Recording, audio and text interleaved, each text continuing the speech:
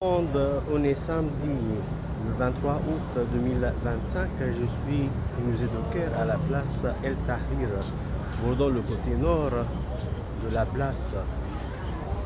Fondé en 1857 par l'égyptologue français Auguste Mariette, son tombeau en marbre avec une statue en bronze par Denis Wesh se dresse dans le jardin.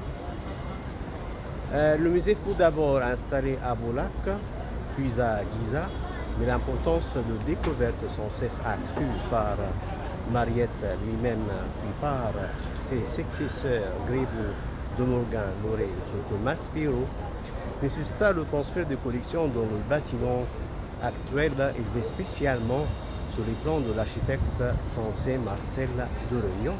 Il a débuté le travail en 1897 et il a fini le travail en 1901. Le musée est précédé d'un jardin en grise ouvragée. Au milieu, on trouve la fontaine que vous voyez avec un obélisque au milieu, bâti à l'époque du roi Ramsès II. On trouve aussi deux sphinx datant de l'époque de Thotmoses III, le roi de la 18e dynastie.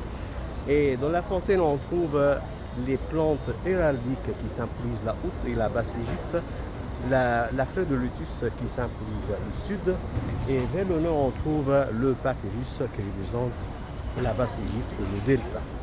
Ça c'est la façade du musée. Tout en haut on trouve le drapeau égyptien avec ceux qui symbolise le service d'antiquité.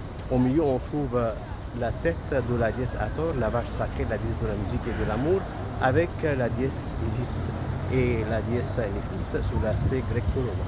Maintenant, on va découvrir le tombeau d'Auguste Mariette.